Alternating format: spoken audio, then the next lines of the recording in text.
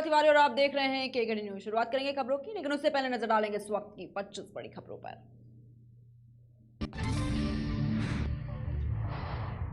प्रधानमंत्री नरेंद्र मोदी ने हनुमान जयंती के मौके पर गुजरात के मोरबी में बनी भगवान हनुमान की 108 फीट की प्रतिमा का अनावरण किया। टाटा इंस्टीट्यूट ने अपने कर्मचारियों को दी सलाह, सोशल मीडिया पर सरकार विरोधी पोस्ट से बचें। सीएम भगवंत मान ने कुछ देर में करेंगे औपचारिक ऐलान, पंजाब में 1 जुलाई से मिलेगी 300 यूनिट मुफ्त बिजली। राज ठाकरे की पार्टी ने संजय राउत के खिलाफ खोला मोर्चा, कहा मनसे स्टाइल में तुम्हारा लाउड स्पीकर बंद करेंगे। बिहार के पूर्व सीएम जीतन राम मांझी ने राम को लेकर दिया विवादित बयान, कहा मैं राम को नहीं मानता।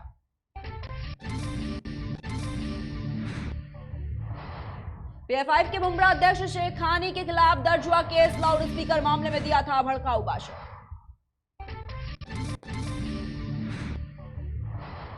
मुर्तजा अब्बासी को गोरखपुर कोर्ट में पेश करेगी एटीएस, पूछताछ में मुर्तजा के टेरर कनेक्शन के मिले हैं साक्ष्य। सपा सांसद सुखराम सिंह यादव ने की सीएम योगी से मुलाकात, बीजेपी में शामिल होने के मिल रहे हैं संकेत। हार्दिक पटेल को दिया आम आदमी पार्टी ने बड़ा ऑफर, कहा कांग्रेस में वक्त ना करे बर्बाद।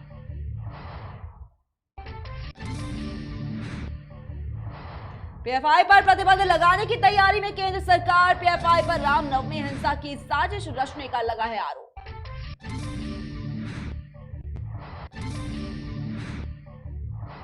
यूक्रेनी मीडिया रिपोर्ट्स के मुताबिक कीव में फ्रांसीसी दूतावास वापस लौट आया और यहां कामकाज शुरू हो गया।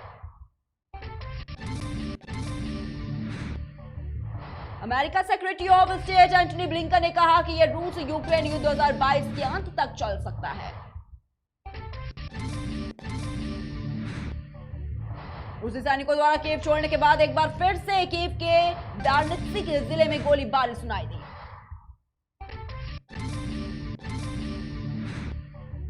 यूक्रेन के सैन्य मदद कर रहे अमेरिका को अब रूस ने कहा, यूक्रेन को भेजी जा रही है खतरनाक हथियारों की खेप, सैन्य मदद खतरनाक स्थितियां पैदा कर रहा है। पाकिस्तान के पंजाब प्रांत के नए सीएम के चुनाव में परवेज इलाही और पीएम शहबाज का पुत्र हमजा दौड़ में आ गए।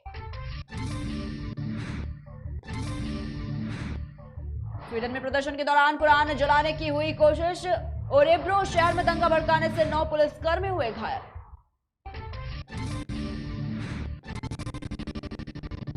चेन्नई सुपर किंग्स के फैंस के लिए खुशखबरी, दीपक चाहर के बाहर होने के बाद चेन्नई के फ्रेंचाइजी की रैना से कर रही है बात।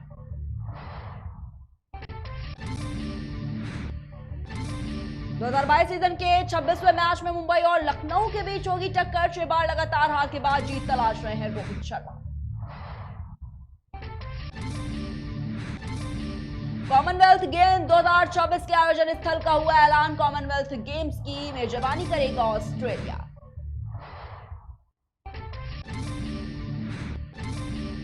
महेश भट्ट ने की रणबीर कपूर पर प्यार की बारिश, दामाद को गले लगाते हुए दिखे इमोशनल।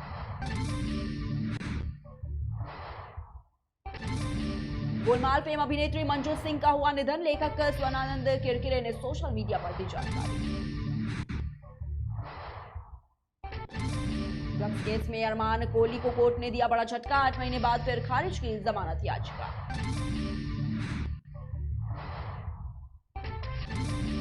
कानपुर की सड़कों पर बुलेट दौड़ते दिखे वरुण धवन, फिल्म बवाल की शुरू हुई शूटिंग।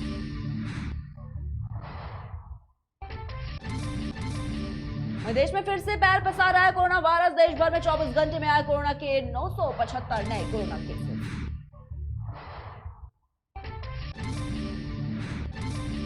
देश में डराने लगे कोरोना के बढ़ते मामले, 20 अप्रैल को दिल्ली सरकार करने जा रही है अहम बैठक।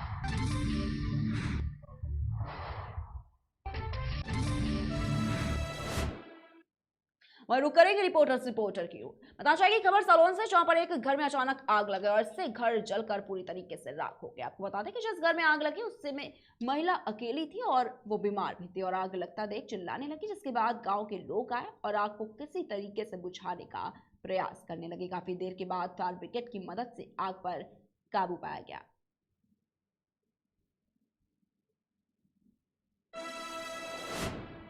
वहीं खबर जम्मू कश्मीर के पुंछ से है, जहां पर पूर्व विधायक ने मुगल रोड खोलने का राज्यपाल से निवेदन किया है और इसके लिए उन्होंने पात्र के माध्यम से सूचना दी है। मैं आपके चैनल की वसातत से सरकार से ये अपील करना चाहता हूँ कि मुगल रोड को जल्द अज जल्द खोला जाए, क्योंकि पेशेंट्स कुछ बेचारे यहाँ से कल भी गए, एक मौत हो गई थी वहाँ इसमें शिपैया में।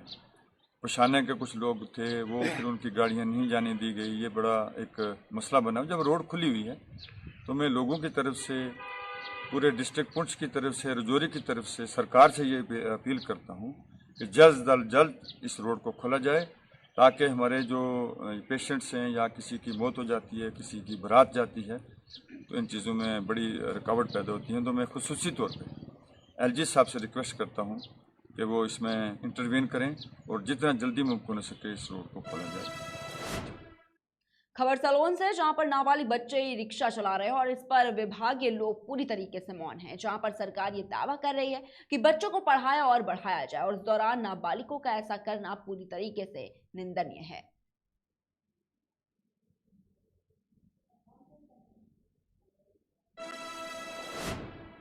खबर बांदा जिले से, जहां पर पुलिस ने चोरों का पर्दाफाश किया है। आपको बता दें कि ये चोर आए दिन चोरी करते थे। पुलिस को काफी दिन से खबर मिल रही थी कि बुंदेलखंड एक्सप्रेस वे का सामान लगातार चोरी हो रहा है और इसके बाद पुलिस ने चोरों को पकड़ने का अभियान चलाया, जिसमें कई चोर पकड़े गए हैं।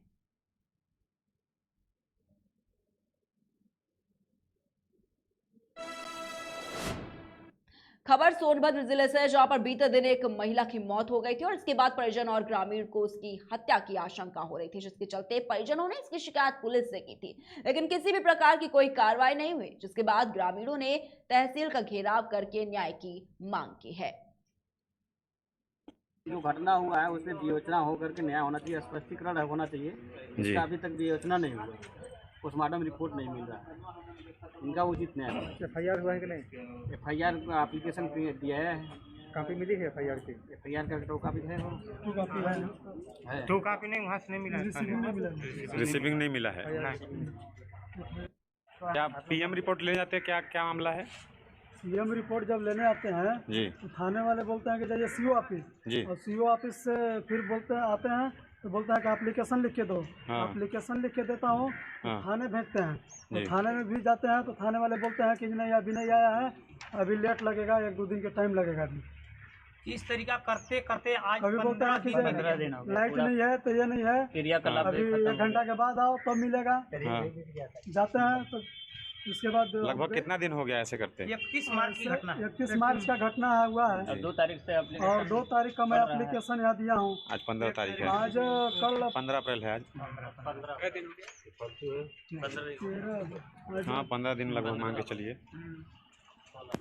हाँ, क्या चाहें आप? फिर क्या FIR दर्ज नहीं हुआ, विपक्षी का सजाए नहीं हुआ, तो हम लोग जो है जिले पर भी धरना देंगे और जो है SP साहब के पास धरना देंगे, वहाँ नहीं सुनवाई होगा तो हम लोग मुख्यमंत्री आवास पर भी धरना देंगे, इको गार्डन में भी जाएंगे, क्योंकि जब तक हमें न्याय नहीं मिल जाएगा तब तक हम विश्राम करने वाले नहीं हैं। हमको न्याय। भारत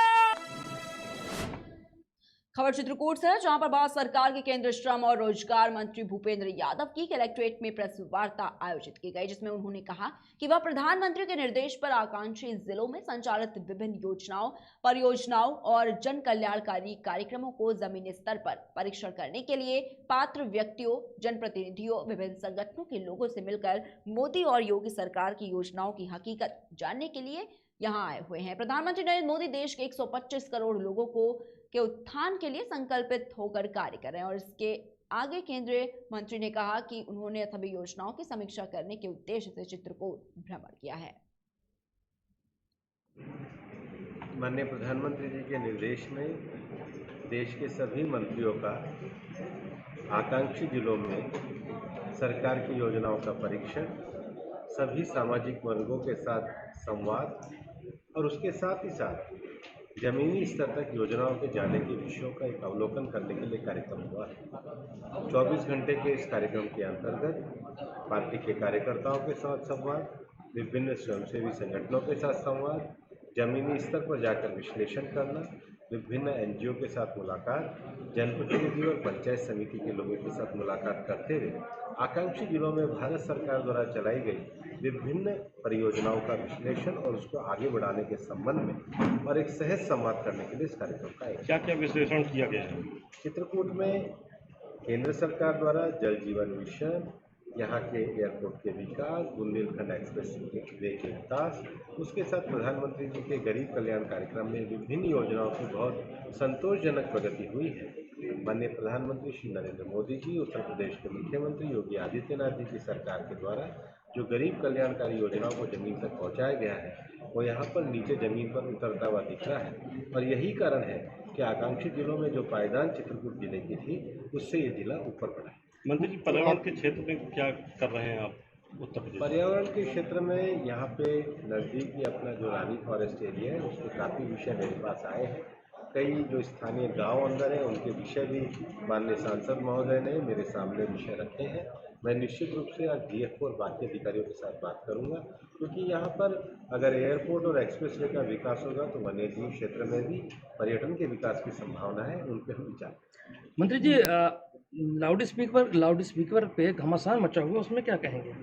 मैं लाउड स्पीकर से बोल रहा हूँ, मेरा और आपका तो कोई घमासान है नहीं। अच्छा, ये एक चीज़ और है, जैसा कि सरकार लगातार बुलडोज़र चला रही है, तो क्या लग रहा है सरकार जो न्यायपालिका का कार्य है वो खुद कर रही है, इसमें क्या कहेंगे? सरकार गरीब कल्याणकारी कार्य कर रही है। जो बुलडोजर चला रही है सरकार, निश्चित रूप से कोई अवैध निर्माण होंगे, सरकार गरीबों के हित में काम नहीं, जैसे कि बलात्कारियों के ऊपर भी कार्रवाई की जा रही थी, ये काम न्यायपालिका का है, तो उसमें कार्यपालिका ये कार्य कर रही है। ऐसा नहीं है, सरकार कोई भी कानून संबंधी कार्य करती है। सरकार की प्राथमिकता न्याय, कानून का शासन स्थापित है। और बलरामपुर के उतरौला में मेहंदीपुर बालाजी के भंडारा और जागरण कार्यक्रम के पहले दिन रामलीला मैदान से निशान शोभा यात्रा निकाली गई। इससे पूर्व दुखहर नाथ मंदिर पर श्री रामचरितमानस का अखंड पाठ भी प्रारंभ हुआ था। आपको बता दें कि अखंड पाठ समाप्त होने के बाद शाम को निशान शोभा यात्रा निकाली गई। शोभा यात्रा में युवती और महिलाएं भगवा ध्वज के साथ शामिल हुई। शोभा यात्रा उतरौला नगर के फक्करदास मंदिर, श्यामा प्रसाद मुखर्जी चौराहे से होते हुए मुख्य बाजार, ज्वाला महारानी मंदिर, हनुमानगढ़ी, पिपलेश्वर महादेव मंदिर से होते हुए वापस रामलीला मैदान में पहुंचकर समाप्त हुई है।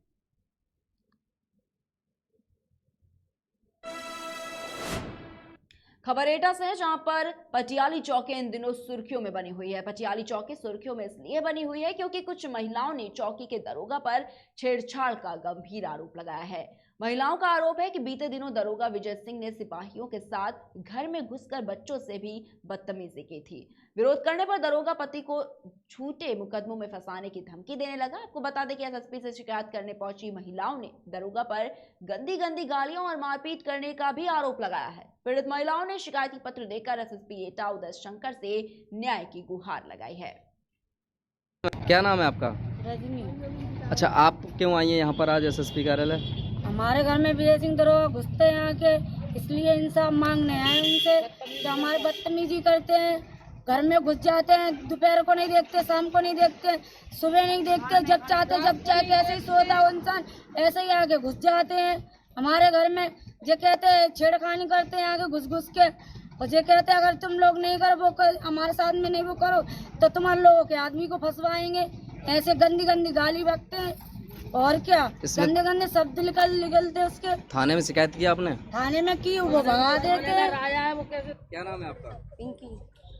आज आप यहाँ क्यों आए हैं शिकायत करने, क्या है? विजय सिंह दरोगा के लिए शिकायत करने आए थे हम। हमारे घर पे आकर घुस जाता है और क्या कहना गंदियाँ गाली बकता है। हम पूछते हैं किस लिए गाली बकता, तक बार हाथ थप्पड़ चलाता है बाज कर, इसलिए हम आए। बदतमीजी करता है, हम भाई बाज के चलता है, कहता है तुम नहीं आओगी तो हम तुम्हारे आदमी को फंसा देंगे हम। तीनों लोगों की आपकी एक जैसी शिकायत है? हाँ। एक ही घर के हैं। अच्छा, एक ही घर में रहते हो आप तीनों लोग? कब की बात है ये? कल 6 बजे के। क्या कोई आपके ऊपर मुकदमा चल रहा है? नहीं। आपके घर में किसी के ऊपर चल रहा है? नहीं। फिर क्यों आते हैं वो? पता नहीं किस लिए आते हैं, हम पूछते हैं तो बताते नहीं हैं। अच्छा, क्या कहते हैं? कुछ भी बताते नहीं है, गालियाँ बकते हैं, बदतमीजी करते हैं। हम पूछते हैं क्या बात है, किस लिए आते हो हमारे घर पे, तो क्या पूछने में तो बंदी बारी बत्ते छत पर चढ़ाते हैं। शिकायत इसकी आपने थाने में की थी हमने थाने में। हमने हमारा देवर था, हमने पूछा था कि हमारे देवर को किस लिए लाया, आप बताइए। मैंने किसी के माँ बाप नहीं है, तो कह रहे क्या मर गए तो आप भी मर जाओ। हमें भगा दिया, हम चले जाए उधर से, कोई सुनवाई नहीं। हम आए अपनी मदद मांगने के लिए। क्या नाम है आपका? मीता। मीता जी, आप एसएसपी कार्यालय आज आई हैं, क्या मामला है, क्यों आई हैं आप? मेरे घर पे मैं थी नहीं, ना मेरे पति था। मेरा पति मेरी इलाज के दवाई दिलाने गया था। मेरी लड़की थी, मेरा देवर था। मेरी दोनों लड़कियों से बदतमीजी दरोगा जी ने की, और मेरी लड़की से कहता है चौकी पे आ, नहीं तो पूरे घर पे केस लगाऊंगा। कहाँ क्या, कौन से दरोगा हैं, कौन से पटेल? सिंह दरोगा।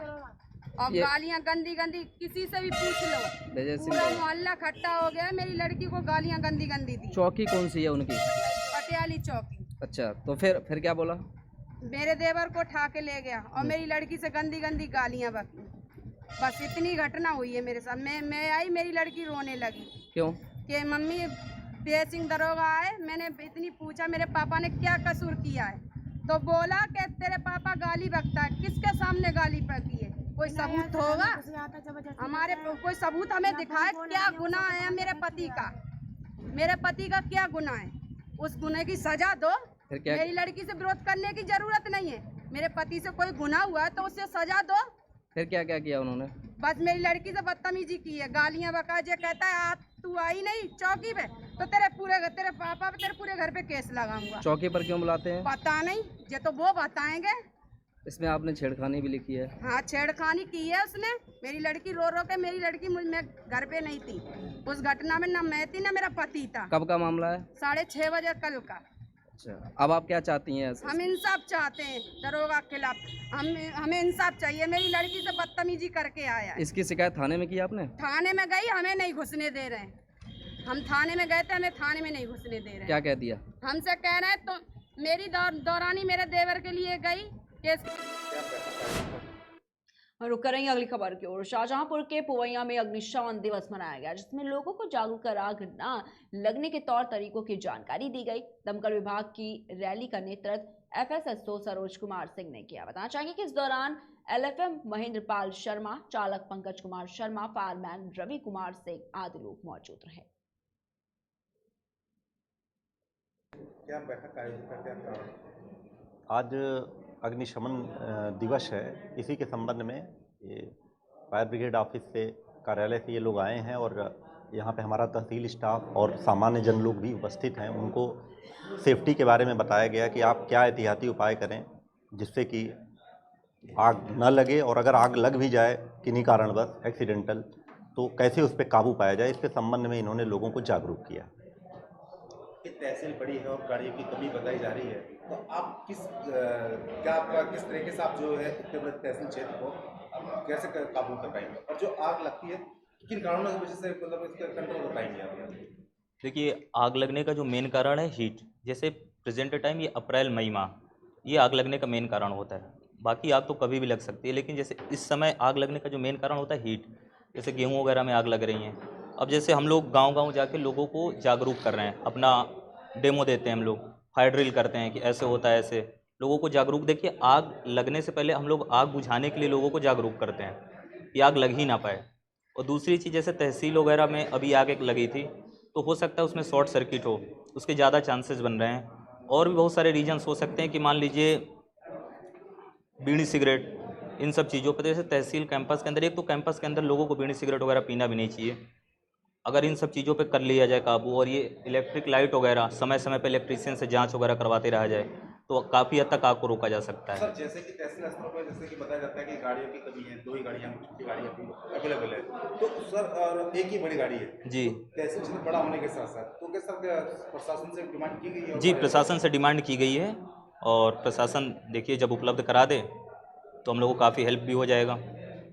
और उसके साथ साथ हम लोग को लगभग 26 लोगों की ज़रूरत है, और प्रेजेंट टाइम यहाँ पे लगभग 18 लोग ही अवेलेबल हैं। क्या नाम? और यूपी के फर्रुखाबाद में कोतवाली मोहम्मदाबाद के इटावा बरेली हाईवे पर बाइक पर सवार दंपति और उनके मासूम बच्चों को तेज रफ्तार रोडवेज बस ने कुचल दिया, जिसमें चारों गंभीर रूप से घायल हो गए। घटना की जानकारी मिलने पर मौके पर पहुंची पुलिस ने घायलों को सीएचसी में भर्ती कराया, जहां डॉक्टर्स ने उन्हें मृत घोषित कर दिया। आपको बता दें कि पुलिस छानबीन कर मामले की जांच में जुटी हुई है।